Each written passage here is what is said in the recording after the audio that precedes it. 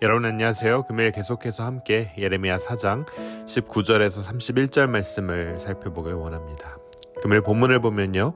본문은 선지자의 통증과 답답함을 토로하는 탄식의 소리로 시작하고 있습니다. 왜 그럴까요? 그 이유는 지금 전쟁의 경보가 울리고 있기 때문입니다. 전쟁은 이스라엘에 거주하는 모든 이들을 파멸로 내몰 뿐 아니라 여호와의 천막도 파멸해서 자유롭지 않을 겁니다. 이것을 낀 선지자의 마음이 여러분 어떠했을까요? 금요일 말씀 안으로 들어가 보도록 하겠습니다. 여러분, 선지자란 누구입니까? 선지자란 하늘의 소명을 받아 그 시대를 향한 하나님의 메시지를 전하는 자입니다. 역사의 순환을 백성과 함께 겪는 자죠. 백성들을 향해 악으로 빠져드는 이들을 향해 날카로운 비판을 하지만 또한 동시에 뜨거운 사랑을 가진 자가 바로 선지자입니다.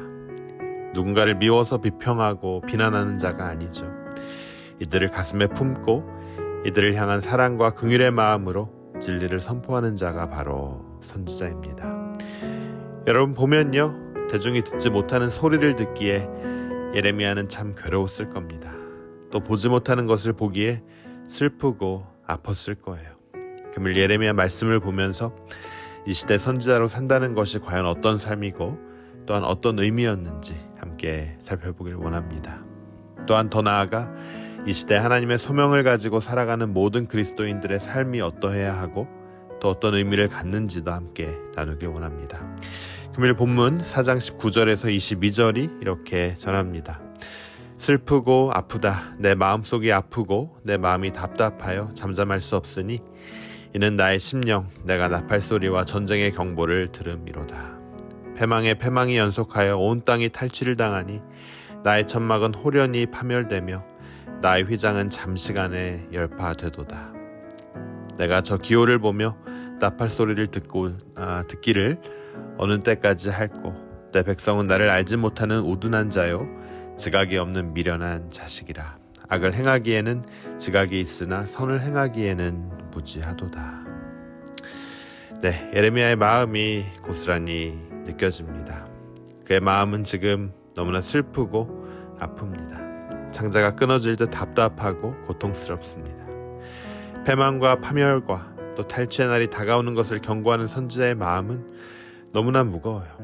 슬프고 답답하고 잠시도 가만히 있을 수 없습니다. 거짓 평광의 소리에 꿈쩍도 하지 않는 백성들을 보며 마음이 무너집니다. 전쟁의 나팔 소리가 쉬지 않고 귓전을 울리지만 지각이 없고 미련한 백성은 듣지 못하고 깨닫지 못하고 있습니다. 정말 얼마나 안타깝고 힘들었을까요? 아픔의 소리를 듣는 것이 물론 고통스러웠겠지만 또 하나님이 주신 소명이었기에 감당해야 하는 부분이자 그의 책임이었습니다. 여러분, 어떻게 보면 들을 귀를 가진 자는 복된 자들입니다. 오늘을 사는 크리스천들도 하나님의 말씀을 알고 묵상하다 보면 이 세상에 주는 괴리감으로 인해 괴롭고 힘들 때가 있습니다. 하지만 말씀에 반응하고 씨름할 수 있는 마음과 귀를 가진 자가 복되다는 사실을 우리가 오늘 말씀을 통해 깨닫기 원합니다. 여러분, 백성들은 어떤 사람들이었습니까? 백성들은 하나님을 모르고 심각성을 깨닫는 지각도 없는 미련한 자라고 금일 본문이 전합니다. 악을 행하는 데에는 민첩하고 영리했지만 선을 행하는 데에는 무지한 자들이었어요.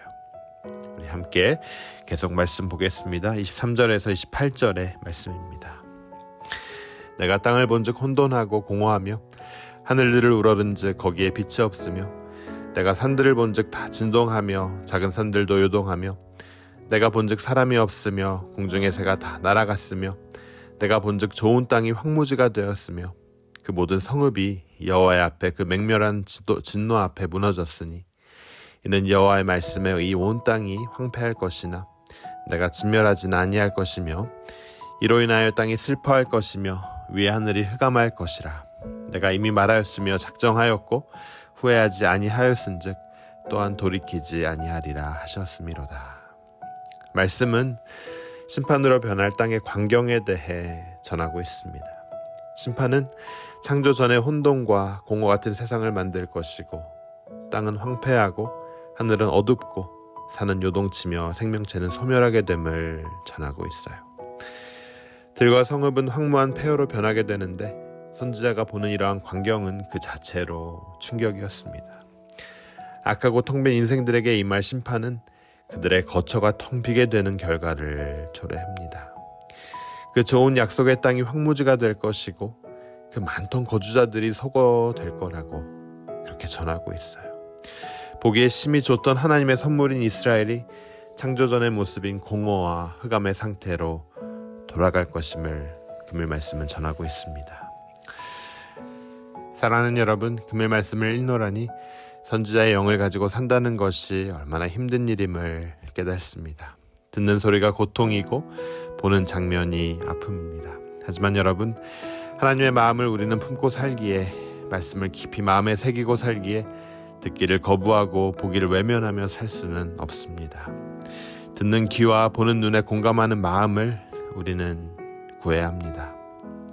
그것이 시대를 사는 그리스도인들의 삶에 임하는 성경적이고 올바른 자세입니다.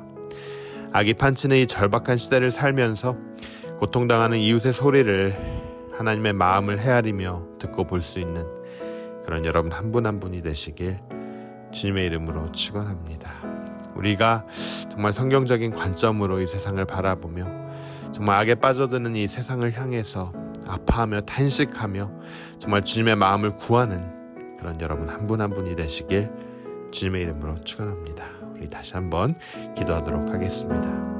주님 은혜에 감사합니다. 본문 예레미야 말씀처럼 죄악 가득한 세상을 보며 그리스도인의 책임을 다하는 우리가 모두가 되길 원합니다. 주님, 악에 빠져드는 이 세상을 보며 함께 탄식하길 원합니다. 세상을 향해 다가올 그 심판을 사랑과 긍휼의 마음으로 선포하게 하시고 죄악으로 더욱더 빠져가는 이 세상을 영적 무감각으로 살기보다 이 세상을 보고 슬퍼하고 우는 마음을 갖길 원합니다. 또한 포기하지 않고 한 번의 기회를 주시는 그 주님을 기다리며 신실히 나아가길 간절히 원합니다. 주님, 우리 모두가 이 악한 세상의 흐름에 빠져있는 자가 아닌 선한 영향력을 행사하는 자로 세워주시길 간절히 원합니다. 이 모든 말씀 예수 그리스도 이름으로 간절히 기도드립니다.